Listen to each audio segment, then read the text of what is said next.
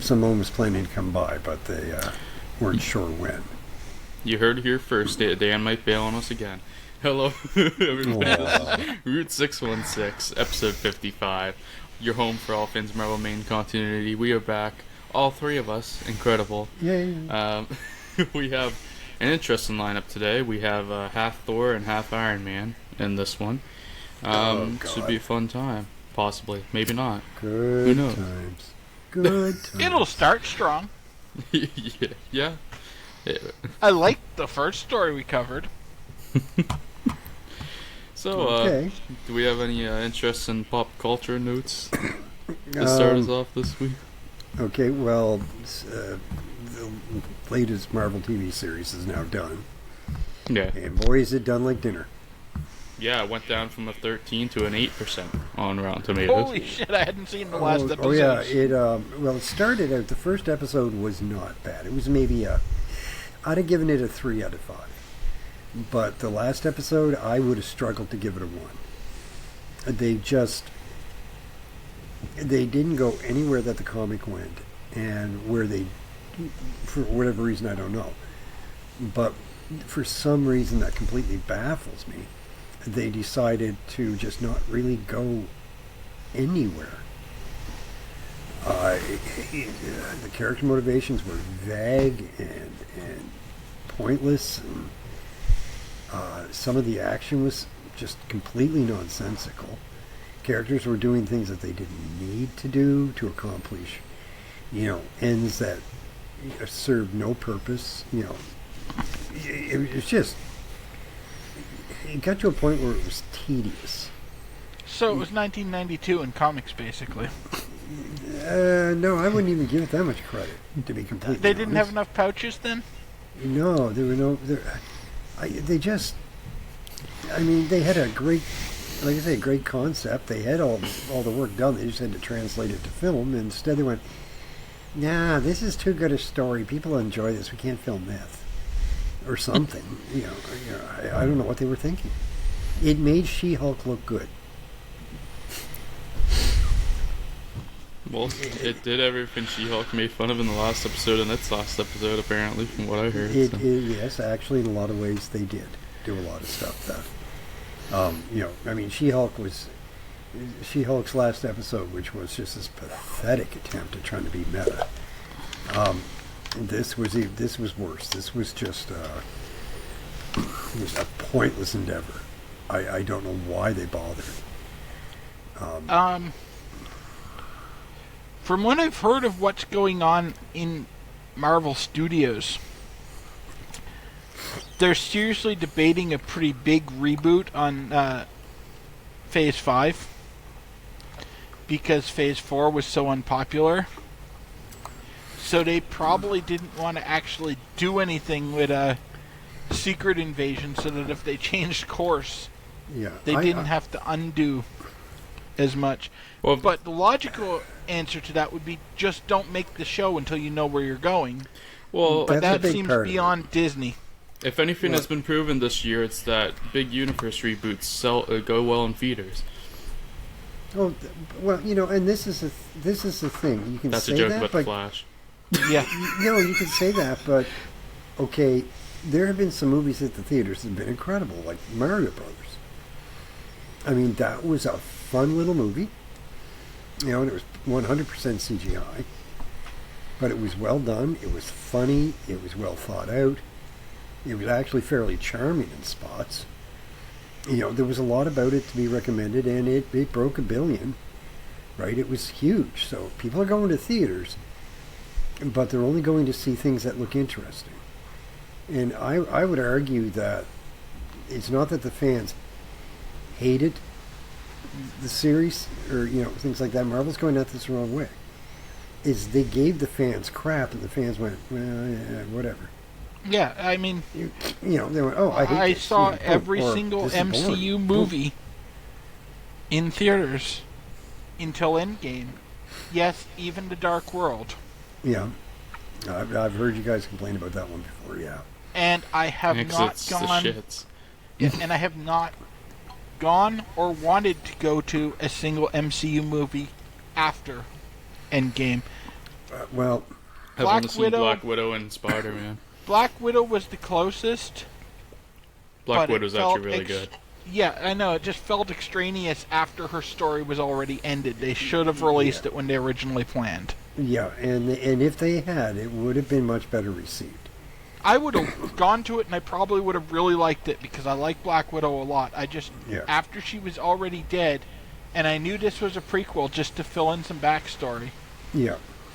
I didn't really care. She's already dead. What does this add to the franchise going forward? Yeah, going back to Civil War after Endgame is a bold move that didn't necessarily play out. Even if she had lived through Endgame, it would have worked because then it would be character development for her going forward. Yeah, but I mean, you can argue they were trying to introduce Yelena. But even and they did a great job. Which is pretty successful. What they were trying to do, yeah. Because have they done anything with her since then? Hawkeye show. Oh, okay, I haven't seen that or heard much which about is it. probably one of the better received shows at this point. Well, it was funny in spots, I will say. It's pretty well cast. I've seen a few moments, but yeah, but the Captain America TV show with Falcon and the not Falcon guy was really well cast, and it was horrible. Yeah, so and that was the show I was the most excited for, like any of the MCU shows, because I thought a buddy cop style show with those two would be hilarious. Oh, it would have been if they'd written it better. Yeah, and then I heard about the writing, and I'm just like, now I don't want to see it. Yeah, so good. Dan remembered both the characters' names. Yeah, Farty and Floppy. Well, again, it's all about, in my mind, because they've got the production budget, they've got the actors, they're not giving them good stories to work with. They're trying to do too much. They're rushing so much out the door. They don't have time to work on anything. And you can say that, and that's what everybody believes. But the problem is, they're not trying to do too much, because when they release these things, there's nothing going on in them. Yeah. At all. Literally at all. There's nothing happening in these shows. Yeah, not a thing that's happened in Phase 4 has mattered. Yeah, it's all just been filler. Back in the earlier phases, like every movie advanced the overarching story. Phase 1 was really just introducing characters, but that's important. And then they had Phase 2 where everything was moving on Civil War. Phase 3 was everything was building towards Infinity War and Endgame. Yeah. And then Phase 4, what are they building towards? We don't know. Secret invasion? That's what they say. They're building towards Phase 5. A TV show that they advertised so poorly that I didn't even know it was happening until it was almost over. And got an 8% on Rotten Tomatoes for the final episode. Yeah, it's literally just been Alien Resurrection. All right, just tedious, horrible, pointless, visual diarrhea. They didn't have an actual direction for Phase 4 of bringing a story together, more of let's get through this phase and get to the next one where we can build. They're supposedly supposed to build Phase 5. The next one. And that's then, the point. Yeah, let's get to the next one and build our big story for the Kane Offenders movies. Yeah, but then why does Phase 4 exist? Exactly. What's the point? Supposedly to introduce the multiverse is the main it's priority. Not like comic books where you kind of have an obligation to produce one every month. So you might have to do a filler issue to transition between one point and another. Yeah. Movies don't have a fixed release schedule. They could just say we're going to take 2 years off and we're going to come back and we're going to do this big story. Well, people would be hyped when they come back. One of the problems is now too that it's so revolved around getting Disney Plus subscriptions with the TV shows. Yeah, but that's what I mean. It's not about telling a good story. It's just sell product. Yeah, like Search for Spock was not a good movie, okay? It really just wasn't. But it served its purpose in setting up Save the Whales. Yeah. Right. Which is my favorite Star Trek movie. There you go. What? Sorry, what? Never mind. I like Free Willy. It did serve its purpose. This entire Phase 4 output with the potential exception of Black Widow, has served no purpose. Most people at all. like Spider-Man too. But I thought that wasn't part of the MCU. No, the That Spider-Man's was Sony, so it's Dan, not you MCU. don't know what you're He talking means about when Spider-Man as well, Yeah. not Sam Raimi's Spider-Man 2 from 20 years ago. Yeah, all done by the same company. It's not part of the MCU. Fuck off. I've gotten The Tom Holland flamed Spider-Man films are hard. part of the MCU movies. It's everything else that isn't. No, I've gotten flamed hard because I suggested that an actor, a certain actor that showed up in a Doctor Who episode, was one of the MCU actors, and everybody fucking torched me because he played Spider-Man. He's not in the MCU. It's like, okay, fine. Spider-Man's not in the MCU. It's only the Marvel Studios ones that are Marvel movies. What all these other movies are, I don't know. But apparently they're not Marvel movies. They're not And this is Marvel on you guys, Cinematic not on Universe because of marketing. No, but this is on I you, would you argue Marvel that, thing. I would argue that Far From Home made all the Spider-Mans MCU retroactively because all three actors showed up. Yeah, they technically are retroactively now because of No Way Home. Well, that would make Venom retroactive too, wouldn't it? Because he's supposed He was to in be the part of the post-credit Spider-Man scene, universe. so sure. Yeah. And then He was they also tried- in Spider-Man 3, so yes, Venom is Well, that too. not I the, just, not the standalone Venom movie with Tom Hardy, but Venom, the shitty one, is Yes. MCU. And this is where their argument is no, it's not. Because it's not done by Marvel Studios.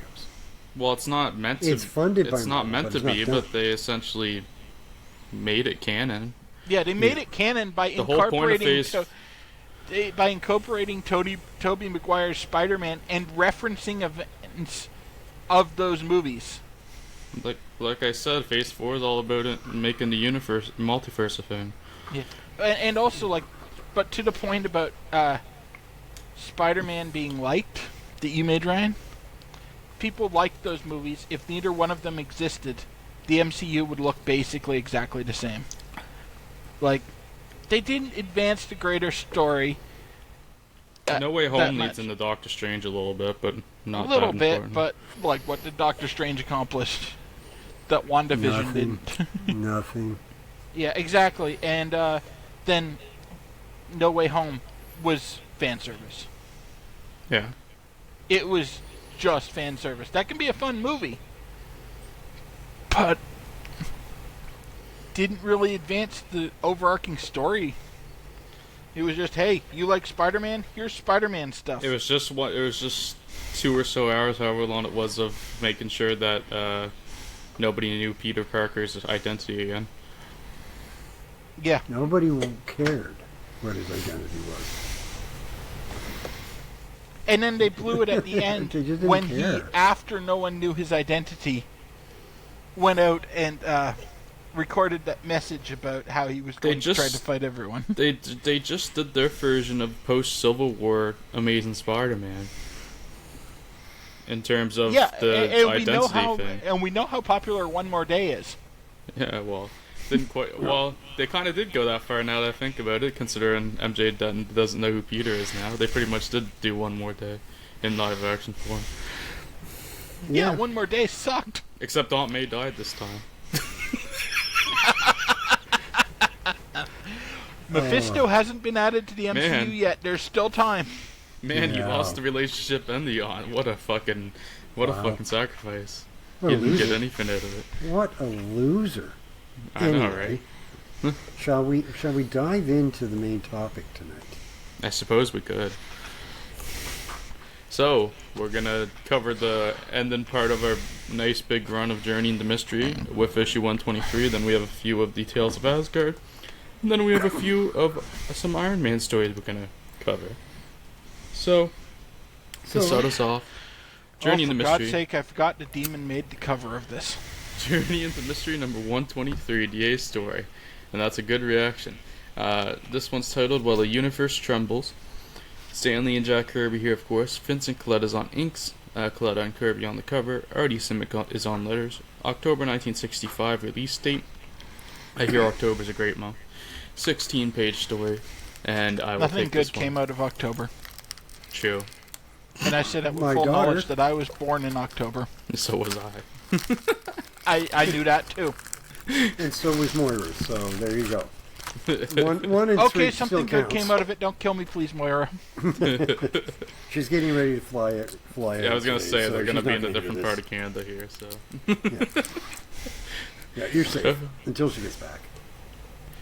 She'd make time. Oh yeah. Watch yourself after next Thursday, though. So, starting off with, well, the universe trembles.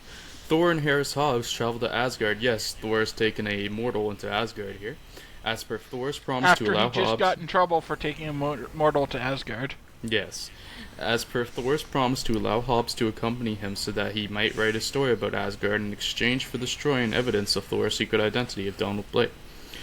Crossing the Bifrost Bridge, they are shocked to find a number of Asgardian warriors who are tending to their wounded following their defeat at the hands of the Absorber Man. Thor learns that the Absorber Man has attacked Asgard after being brought to the secret realm by Loki.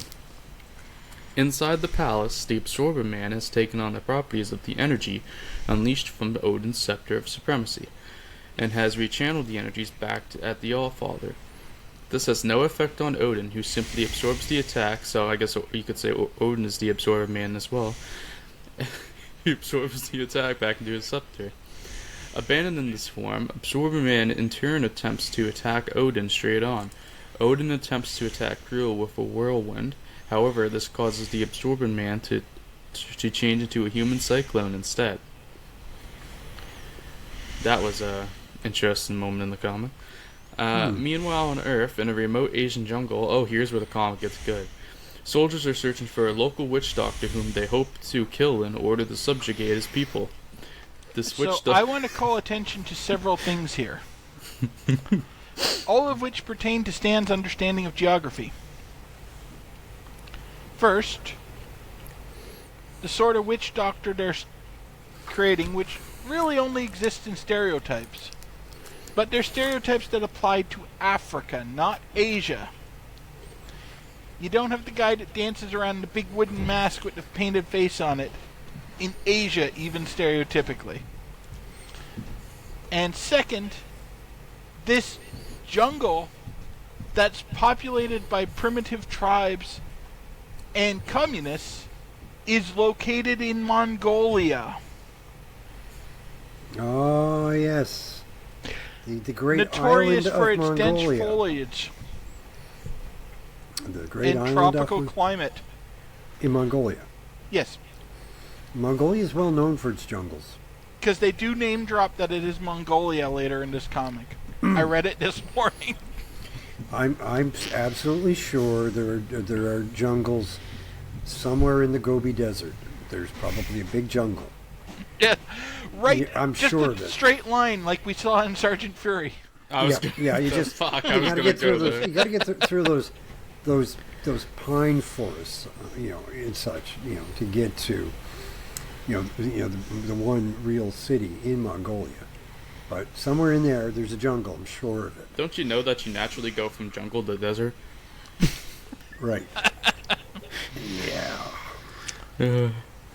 And all these complaints are still better than when the demon, that's the witch doctor's name, formally shows up and gets a comic featured on him. Okay.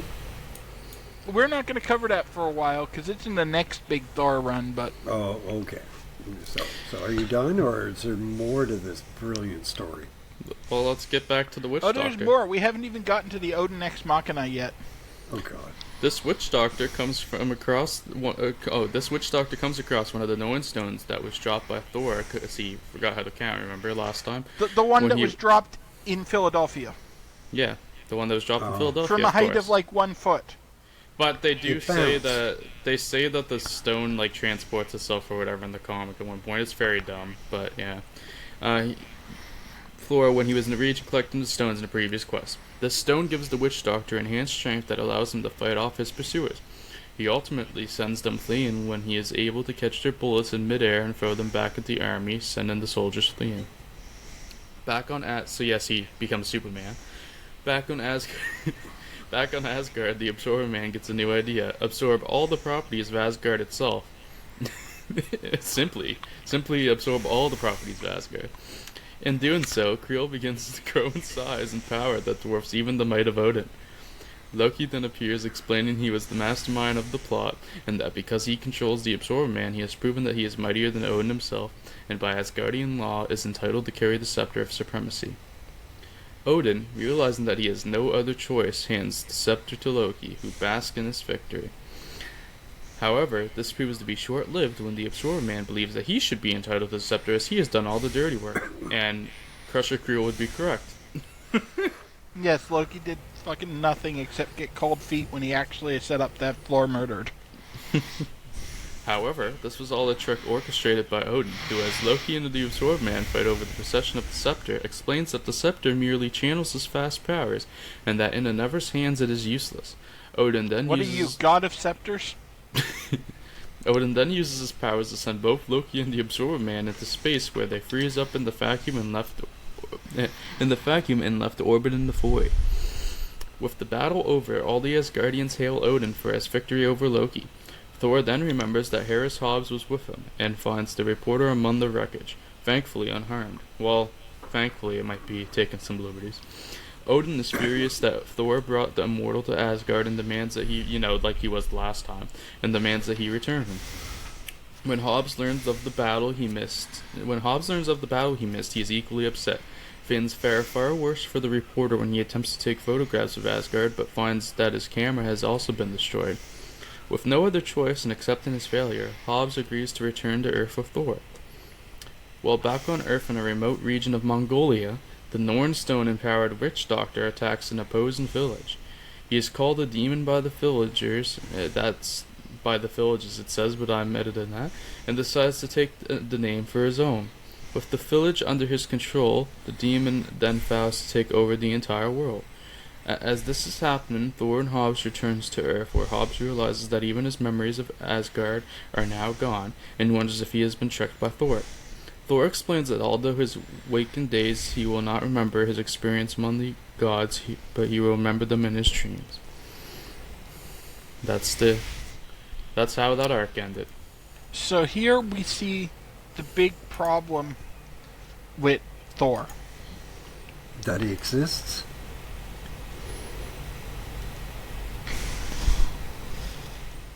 No, Thor is the least problematic character in this comic. Thor's actually pretty good, but and this is a trend that continues. Thor will have these great epic arcs that go really long and are generally quite entertaining, and they'll have no clue how to end them. So Odin will just show up and snap his fingers and everything's fine again. They have these huge world-ending stakes, and Odin just everything's good, problem solved, snaps his fingers, everything's solved, and off they go. But this has been a running problem for Marvel since I've started working with you guys on this. But it's more pronounced when they manage to get a 10-ish. They got one panel left to finish it, so suddenly it's all over. The thing is, well, it's more annoying. Pronounced when they have 10 issues of build and it's really good, and then they do that. It's annoying in concept and becomes more annoying the more it's used. I think it actually works here because it feels very much like, oh, finally Odin is actually fucking punishing Loki, because all this time he's never really done anything about Loki. So it actually kind of feels like it works here for me. Yeah, that's this one what didn't made this bother issue all me. right. This one didn't bother me at the time because it was the first time he did it, and as you say, it makes sense. This is more of a problem that I've seen going back to it, that this is the first time they did it. And 3 days ago in my own reading, I was reading another one of those year-long Thor arcs. And at the end, everyone's just like, oh, here comes the Odin Ex Machina. Because everyone's just expecting Odin to show up and solve the problem. So what Bill's saying is get used to this. Yeah, pretty much. But yeah, I mean, It's definitely annoying. I give it a pass for the first time, and it actually being logical here. The bigger problems with this issue are setting up a problematic character in the demon, which is also not as bad as it could have been. That got a pass for me for it being 1965 and It's not as bad as problematic you think it'd be. characters being everywhere in media at the time. It's no worse than what other people were doing. The real annoying part of these last couple issues for me has been fucking Hobbs. He's an anti-boy for me. Go away. Yeah, Hobbs sucked. I think this Hobbs is the last sucks. we see Hobbs.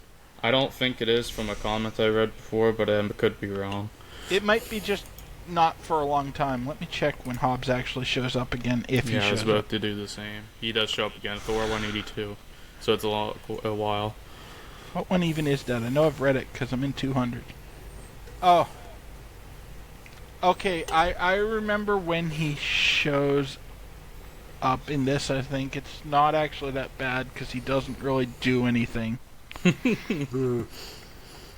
opposed to this where he doesn't really do anything. Oh, he Besides be doesn't do annoying. anything except be annoying and make the story not make sense. Yeah. And then But yeah. he doesn't show up again until Thor 272. I gave this one a 3. I liked it. It was decent. I also gave it a 3 because, like I said, at the time I didn't realize how annoying the Odin thing I was complaining about would become.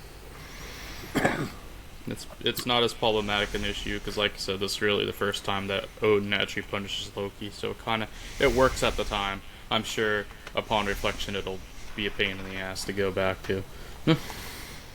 And even coming back to this issue, I didn't dislike it today. I had fun reading it. I got really, really annoyed with the demon stuff. Not even because of the problematic elements of the demon, which, I expect for a witch doctor character, but with what it demonstrated about Stan's absolute lack of grasp of anything resembling geography. Like, not knowing stuff gets a pass a lot of times for me because the internet wasn't a thing back then. It's not like he could just go to Wikipedia and look it up. But I mean, for but he God's could have sakes, done look what at a we did fucking back map, then. Stan. Well, we did back then. And I'm basically Dang, not. speak from experience. Oh, I fucking can't because I can remember being in school, and when you needed to know about a country, you didn't turn on the TV and hope the Mutual of Omaha was covering that, that particular place at the time. You opened a fucking encyclopedia because every family owned a set of encyclopedias, and it talked about that country. If you wanted to know about Mongolia, you opened an encyclopedia and it covered everything from their GNP to their environment. It can tell you exactly where the jungle's located. Like, not just where that was located, but like literally it talked about what industries existed, what the people were like, what their culture was like, what their fauna was like, what the foliage was like, their weather, and their political relationships with everything. Encyclopedias existed for a reason. And back then, we used them. Yeah, Wikipedia I mean, it was the same thing when I it's grew up called in the Wikipedia 80s. for a reason. Yeah.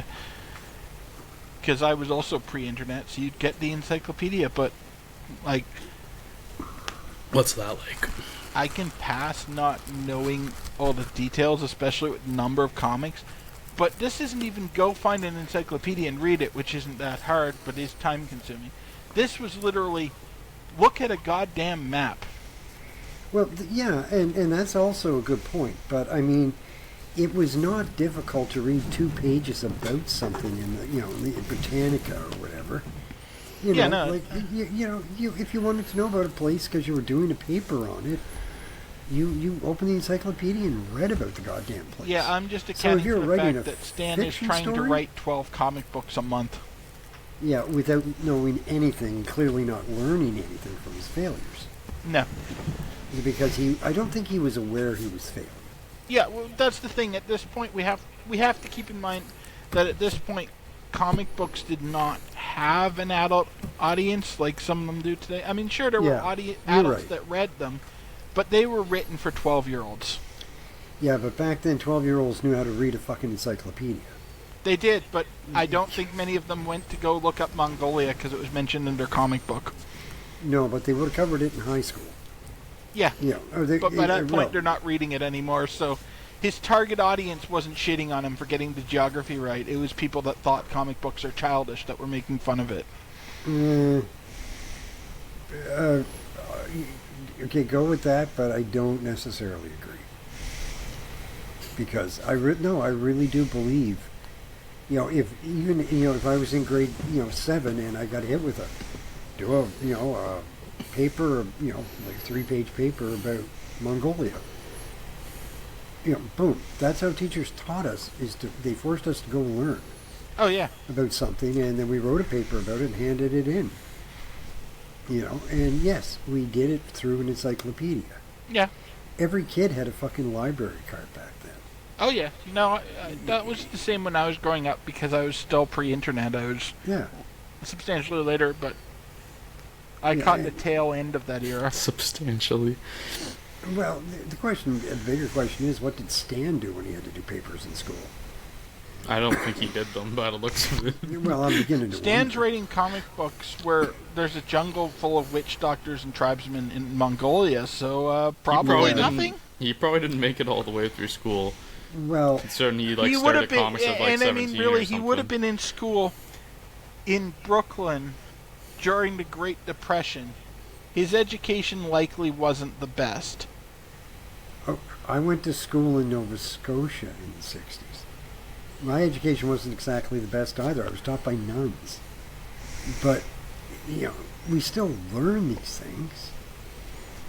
I mean, I could have given you a fairly accurate description of the Gobi Desert at the age of fucking 10, even though I'd never been there. I could have told you all about it. Yeah, I mean, Stan could have too, but Stan would have been wrong. Well, yeah. Anyway, before this boils down to me expressing just how much I'm learning to dislike Stan over the past year doing these podcasts, let's move on rapidly. Sure. I mean, it just goes to show that the U.S. school systems have always been worse. But anyways, the U.S. school system was one of the best in the world, but it just collapsed in on itself in the 70s. Yeah, in the 60s it would have been good. It would have been. It was good. Yeah. And I know what's coming next. It's not going to help your opinion of Stan. Well, I want to make one final point before we move on to the next thing. What killed the American school system, the concept of a free and required education, public school, was probably one of the Americans' greatest contributions to civilization. And most Americans in the 50s and 60s were exceptionally well educated, or the late 60s, early 70s never would have happened. Yeah, they would have blithely kept on, in Vietnam, and university kids would have gone, okay. Yeah, right. the protests against Vietnam were a result of them being well educated. It was, thank you. And I think criticizing the American educational system as it existed then is incredibly unfair. You want to criticize it now? Yeah, it's embarrassing. It's garbage now, but back then it was actually good. Back then it was exceptional. It was better than the Canadian one. Absolutely. But what killed it was the fact that they adhered to the creationists, continued to control the education of the schools up until the late 80s, early 90s, when they finally outlawed creationism. Right, and finally accepted what the rest of the world had been accepting for 40 years. The religion continued to hold sway in American schools long after it had anywhere else in the world. Reagan economics also served a lot to kill it, because when you cut taxes, stuff that taxes pay for, like education, doesn't get as much money. That's right, and a lot of the ghetto school systems began to collapse in on themselves. Yeah, and it's unfair, but that comes back to what I was saying about Stan when he would have been in school, because we're talking immediately after 1929. That's what I was saying. He started comics when he was 17 and 30s, and he would have been in school in these formative years right after the Great Depression, when there was no money to pay for good education. During. He might have been in school during it. Yeah, he would have been going into high school in like 1933. But that doesn't excuse his audience. No, it doesn't excuse his audience, but it kind of shows why he may not have had as good an education as you'd get later. Yeah. Now moving Anyway. on. Oh. Move on. Journey of the Mystery number 114 B story, titled The Golden Apples. Stanley and Jack Kirby on this bad boy. Vincent Coletta's on inks. Chick Stone. What? Yeah, oh yeah, that was when Chick Stone was still working with Jack on covers. Eddie Simics on letters. This is way back in January and of 1965. 5-page story, because it's a Tales of Asgard type story. And Bill will take this away. Go read Little Red Riding Hood. The end. Yeah, pretty much. Now, I'll give the actual Marvel spin on it. The goddess Iduna walks into forests of Asgard carrying a bundle of golden apples. These golden apples of immortality are for Allfather Odin, and Iduna brings them to him every year. Along her journey, she meets Hakon the Hunter.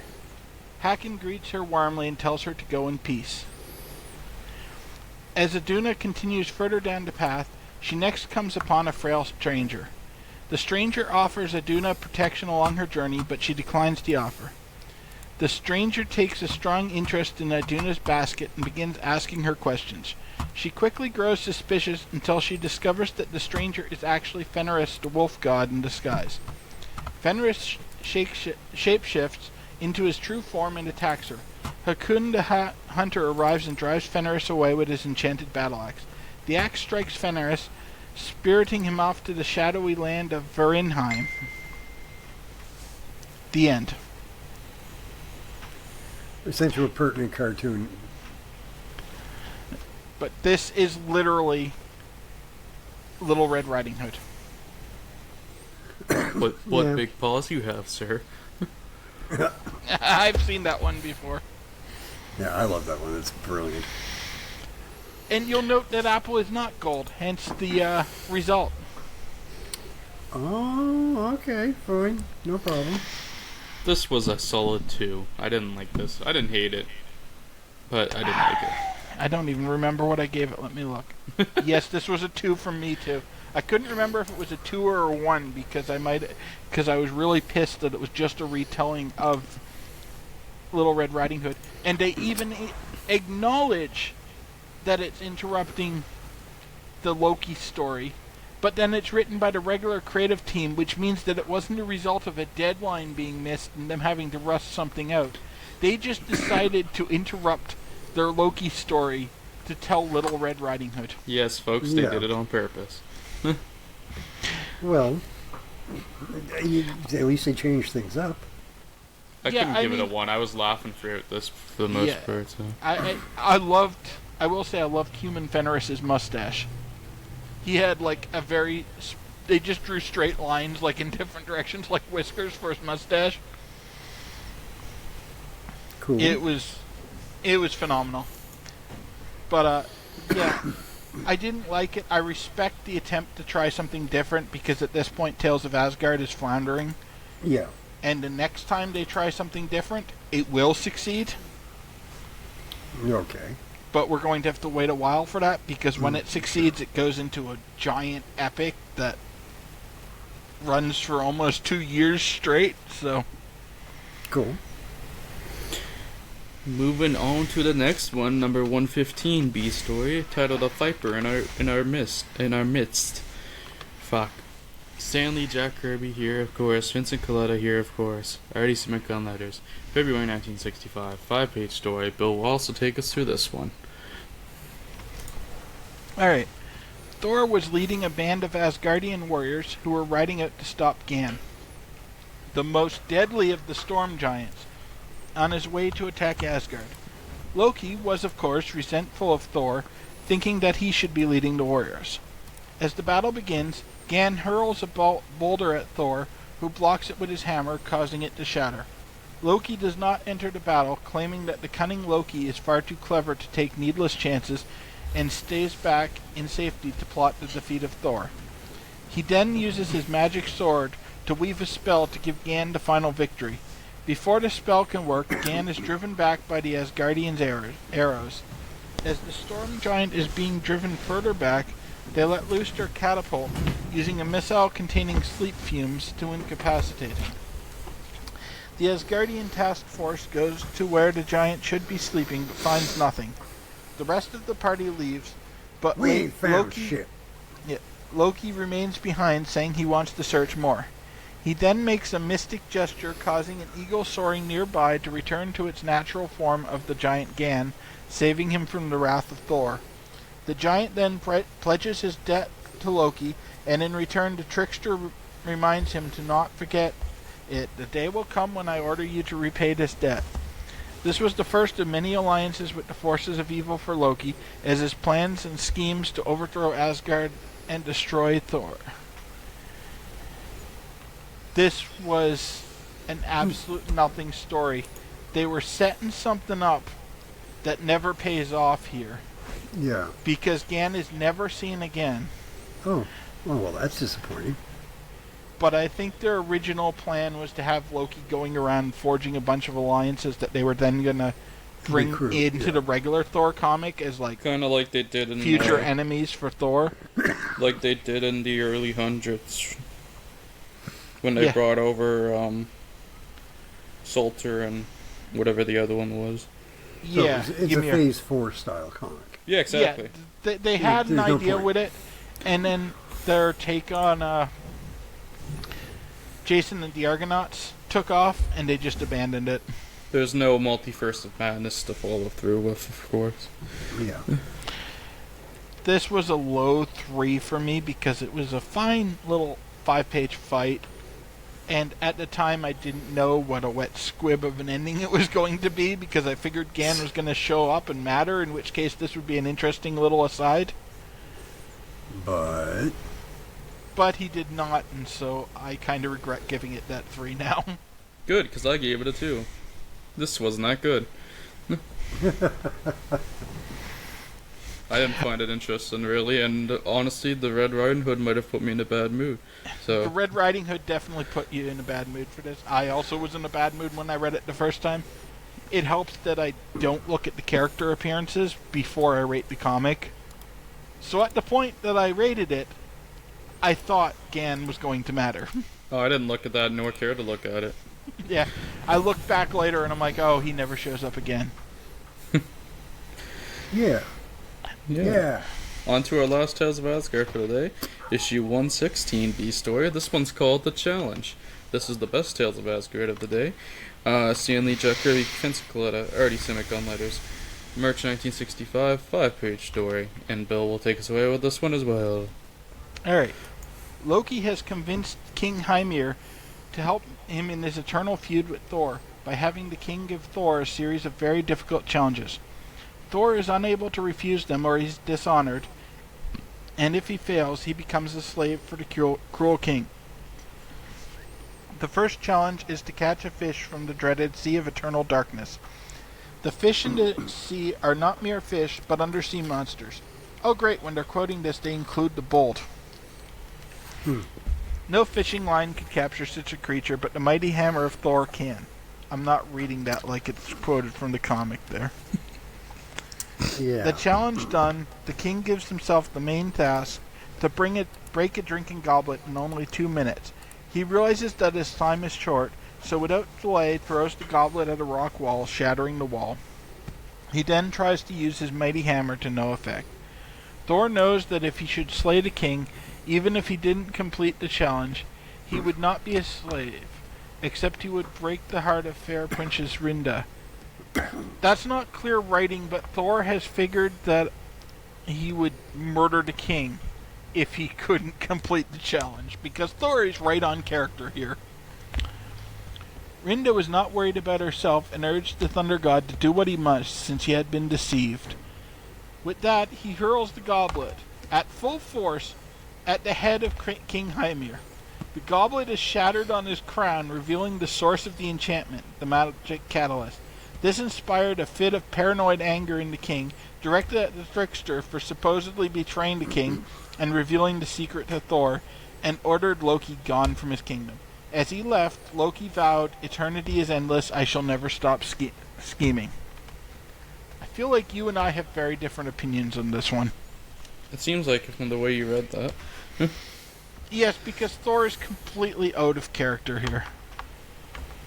Yeah, it sounds like. Well, He can't beat the challenge fairly. That he took because he had to be honorable. So his solution is to fling the thing at the guy's head in a fit of rage and basically try to kill him. To be fair, when I was rating this one, I was stuck between a 2 and a 3, and pretty much was just being nice and gave it the 3. So That's fair. I gave it a 2. this was a very low 3. The other issue I had with this one is Mjolnir wasn't powerful enough to break the damn thing. I like this one more because it had the side characters in it. That does help, but those two things bothered me a lot. Like, it's the same creative team. They know what Thor's personality is. They created it. yeah. It's not like some other writer was writing the B story and got it a little wrong. Yeah, he didn't even let Larry take this. So.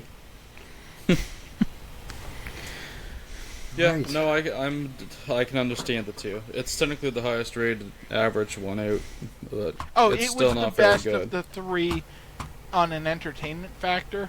It's just some of the inconsistencies with it kept me from. Oh giving yeah, it it's a really 3. inconsistent. It's I noticed that when I was reading, but I just was like, fuck. One of these has got to get a 3, right? Oh shit. Yeah, pretty poor stretch for Tales of Asgard there, really. It was really floundering at this point, and it's impressive they managed to turn it around as quickly as they did next issue. So we won't get any more Tales of Asgard for quite a while, but when we do, like Bill said, it's going to be like a 2-year stretch, so prepare yourselves for that. Yeah, I hope you like the ongoing story that happens there, because if not, it's going to be a long one, but But fortunately anyway, I did enjoy it. we shall now move into a few Iron Man stories for the other half of this episode. So this one is issue 66A story to start us off. If I Fail, A World is Lost, this is titled. We've got Stanley and Don Heck is on art on Iron Man. Heck of a guy, that guy. Mike Esposito's on inks. Frank Giacola and Jack Kirby on the cover.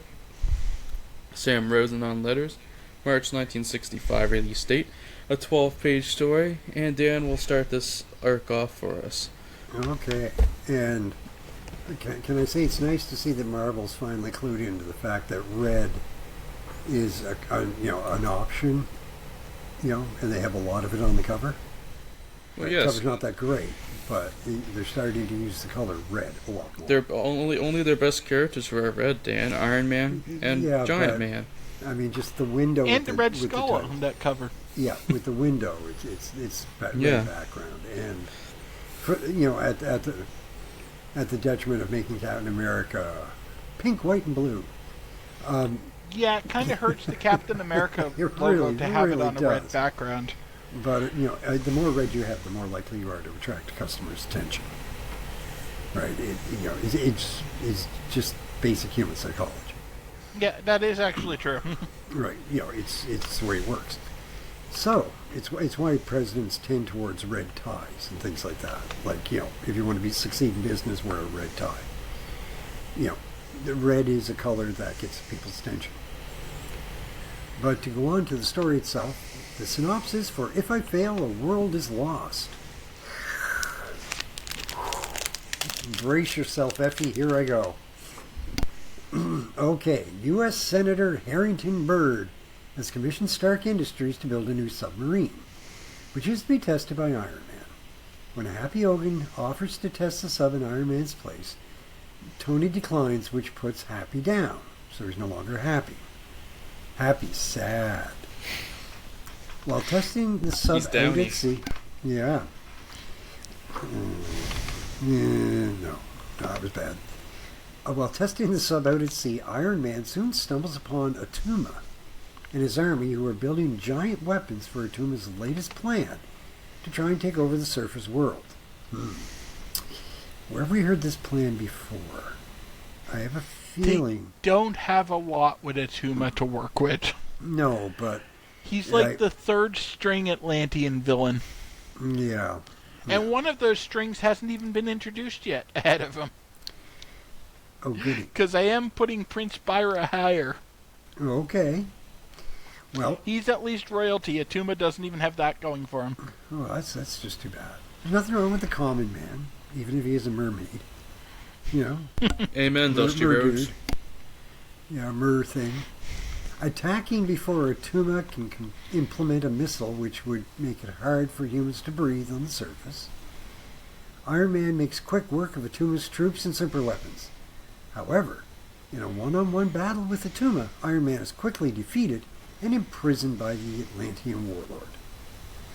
Breaking free of his prison, Iron Man then uses the experimental sub to destroy Atuma's weapon before returning to the surface.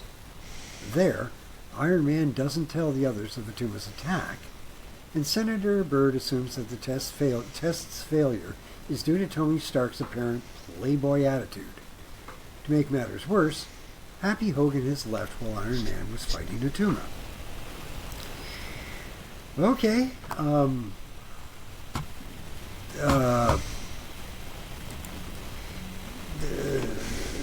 nothing we haven't had it like already like a dozen times. So you remember earlier when I was talking about the necessity of transition issues in comics? Yes. This is one of those. Yes. It's fine for what it is. No one thought Atuma was going to last more than about 5 pages in a fight with Tony. It's really just a medium to wrap up, like, bring people down from Tony's last adventure and get people ready for the excitement of his next one. I say that sarcastically because I have read the next adventure. Okay, They thought it was better than it clearly was. But for what it was, this comic was fine. Yeah, it sure brought me down. I gave this 2 stars. This wasn't that good. I gave it a low 3 because And it was fine. by the way, I normally like transition issues, so that's saying something. I think the thing that saved it for me was the bird stuff. Because they're setting up Senator Baird to be an antagonist for Tony, which he really hasn't had. Like, all the antagonists have been antagonists for Iron Man. So to have someone set up for Tony that the comic itself establishes is a good guy who's just doing what he thinks is right. And it's not his fault that he's falling for the presentation Tony's giving to maintain his secret identity. And Tony says throughout the comic, like, if only he knew. Like, he thinks these Bird's a good guy too. He's just doing his job. Yeah, like that's I think the thing that elevates this comic for me, that they establish a guy that you kinda hate, but you can't really hate, and that he's an antagonist for Tony. He's getting his own Thunderbolt Ross or J. Jonah, except it's another layer on top of them that he's just doing his job, so is he really a bad guy? Yeah, he's not actually a dick like the other two. He's bureaucracy personified.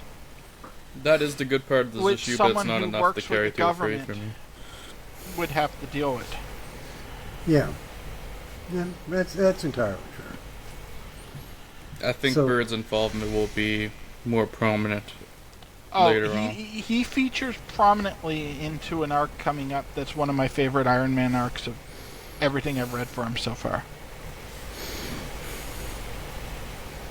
Because they have a whole thing where Tony has to go testify to Congress because Bird calls him in with the intention of stripping him of his funding. And Iron Man stuff keeps interfering with his ability to go testify to Congress, and it's actually a pretty good arc. Okay. So now we're moving on to 68, I believe. 67. Okay, you put It's 68. just that I'm doing 67. Oh, okay. Go for it. I did give myself the one I didn't like. I mean, I didn't Wait, like you the liked last the next one? I don't know. Let me look. No. Okay. I didn't like any of these. Yeah, no, none of them are good. Actually, the one we just covered was the best of the Iron Man yeah, run. the one we just covered was the best one. And I turns would out. describe it as fine. Okay, so Tales of Suspense number 67A story, Where Walks the Villains. Stan Lee and Don Heck again, Mike Esposito again on inks, Jack Kirby and Mike Esposito on the cover, Sam Rosen on letters, April 1965, release date, 12-page story, and I will take this one begrudgingly. Ahem. As Pepper Potts chews Iron Man out for Happy Hogan's departure, Happy himself has taken a one-way trip to Shannon, Ireland. Oh, let's go. To get away from his life at Stark Industries. As Iron Man recharges himself, he has unknowingly become the target of Count Nefaria. Oh, yes. Who has taken up the guise of the Master of Dreams and is seeking revenge against the various members of the Avengers following his last defeat in Avengers number 13. Using the Dream Machine in order to create fatal nightmares, the Dream Master traps Iron Man in a nightmare world where he is first attacked by the Unicorn and the Crimson Dynamo. Defeating these enemies, Iron Man wakes up finding he was dozing off. And of course, it's weird to Tony right away because the Crimson Dynamo is dead. Finishing his recharging, he tries to appeal to Pepper to think differently. However, she still doesn't think very much of the Iron Hero. Fed up, Iron Man flies to Ireland and to talk to Happy into coming back home. There he finds Happy at his grandfather's farm and attempts to talk him into coming back to the States, which Happy refuses. As Happy and his grandfather leave Iron Man alone in the cabin to see the farm, Iron Man is trapped in an ever-dream state. In this dream, he is pitted against his foes, the Crimson Dynamo, Jack Frost finally making his return, only in dream form sadly, Gargantus unfortunately returning, the Melter, and the Black Knight. Overpowering all these foes, it causes so much feedback that it causes the Dream Master's machine to overload and explode, causing Count Nefaria to look bad yet again. No, that's not what it says. Causing the dream to end. Waking up, Iron Man walks in to find that Pepper has called Happy to talk him into coming home, a proposition he accepts. Okay. So pretty much Iron Man just wasted his time this whole issue. Yeah. Yeah. Fuck this comic and fuck dream sequences in general. Amen. Let's fucking go. You tell him, Bill. This comes from someone that had to read one in better. Son of Satan today. That one at least had Hieronymus Bosch-inspired art. This doesn't even have that. This comic fucking sucked. I gave it 1 star. Fuck this bitch. I also gave it 1 star. I hated this comic. That's the first Iron Man comic I think that's gotten a 1 star from me. Well, the next one isn't going to be any better. No, the next one's also gets a 1 star. Spoiler alert. Yeah. Yeah. This one has a 2.3 average on the site. The next one has a 2.03, I think. Wow. Okay. 2.39 to be exact, and 2.06. Okay, right there, Bill. Right. Tales of Suspense number 68, A story. If a man be mad. This comic made me mad. Stan Lee. This one's written by Al Hartley. That might explain part of the boredom. There's our problem right there. They gave it to a romance writer. Mike Esposito on inks again. Frank Giacola and Jack Kirby on the cover. Sam Rosen on letters. May 1965 release dates. Oh, wow. My happy birthday, Dad. And 12-page story. Okay. So, if a man be mad. Having returned from Ireland, Happy Hogan resumes work at Stark Industries, and Tony gets a letter from his cousin Morgan asking for help. Okay. There's the one slightly redeeming feature of this comic out of the way. Introducing Morgan Stark. Okay. What Tony doesn't realize is that his cousin Morgan is under the employ of Count Nefaria, who is hoping to use Morgan in a plot to destroy Tony Stark. Okay, well, I'm okay with this part so far. First traveling to the States to pretend to seek Tony's help, Morgan is introduced to the Stark Industries staff and shown around the building. That night, as Tony is on his way to a party, he happens to spy a rocket and decides to investigate it as Iron Man. Finding there's a bomb inside, Iron Man rushes back to the Industries and calls a bomb squad as Tony Stark. Arriving on the scene, they find the field empty. This whole episode is part of Morgan's plan, and Morgan, hiding in the bushes, uses a Vizio projector to make Stark hallucinate and think he's seeing aliens. Using the device on Tony Stark, Morgan... Hey, relevant. Yeah. Really.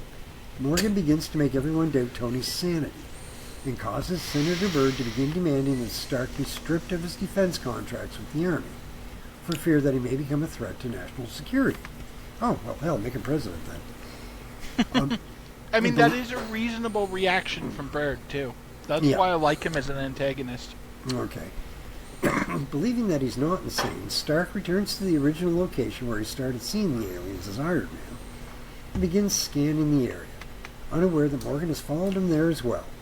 Just before Morgan can blast Iron Man with the Visio projector, real aliens from the planet Froma arrive to investigate Earth. They spot Iron Man and begin attacking him for some reason. Anybody? Why do they attack him?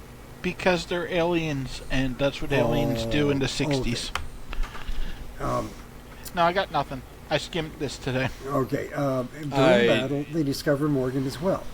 Iron Man fights off the aliens and saves Morgan's life. Well, that was good of him, don't you think? Afterwards, Morgan is forced to tell everyone that Stark is sane, and Senator Byrd retracts his demands as well. After everything is sorted out, Morgan is taken back to Europe to give punishment for failing Count Nefaria. What the hell was the point of that? I guess we needed to introduce a chicken shit heel into the program. I mean, Morgan's great. Everything else about this comic is terrible. Yeah. AKA this comic's terrible. I gave this a 1 as well. I also gave this a 1, because they don't even explain Morgan's motivations yet. Morgan's motivations are what make him interesting. Okay, well, it was kind of a nothing burger. Yeah. Yeah. It was your usual, is the hero going mad thing that doesn't even really work in the moment, because you know that they're going to publish another issue next month, so they're not actually going to have Iron Man go completely insane. Yeah.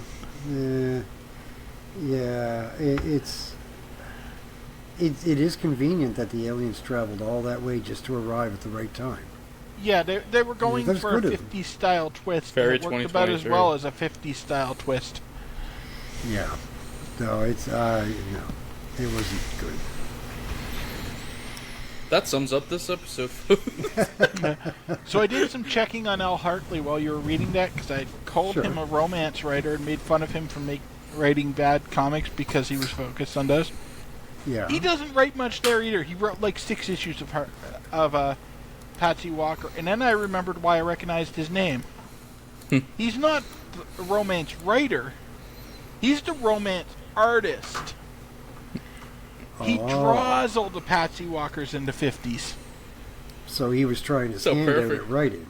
Perfect. Yeah, to give the and he's not a writer at all. He's an artist. He's a penciler. Okay.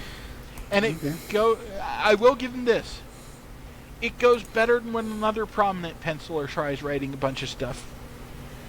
Okay, well, I'm it's looking no at you, worse Jack than the Kirby. crap that Stan writes, so, yeah. Oh, and having read through enough of it in the 70s, I can say Stan makes Jack better. Okay. I don't believe you, but okay. Keep this podcast going long enough, and you'll find out. It's bad. Sure. It's real bad. Okay. Still don't believe you, but okay. That was this week's comics. We hope That's you it for enjoyed. this week. Thank Next you, week- folks, for sticking around for all the crap. We'll be giving out free toilet paper from now on with all our podcasts. Next Hey, I read week, virtually. You won't be getting free toilet paper from this. next week isn't much better, to be honest. We're gonna do our Captain America stretch from these issues we just read with Iron Man in them for 66, 67, and 68. Then we have Tales to Astonish issue 68 and 69 to end off Giant Man's run finally in that title, and then we're gonna get to issue 70 of Tales to Astonish to start Namor's to end next week's episode. So yes, we're gonna have the one Namor, but Ooh. Oh, we had 2 Giant Mans. I forgot that when I said things were looking better next week. I thought we only had No, 1. they're not. no, next week. Yeah, okay, next week is going to be a little rough. Yeah.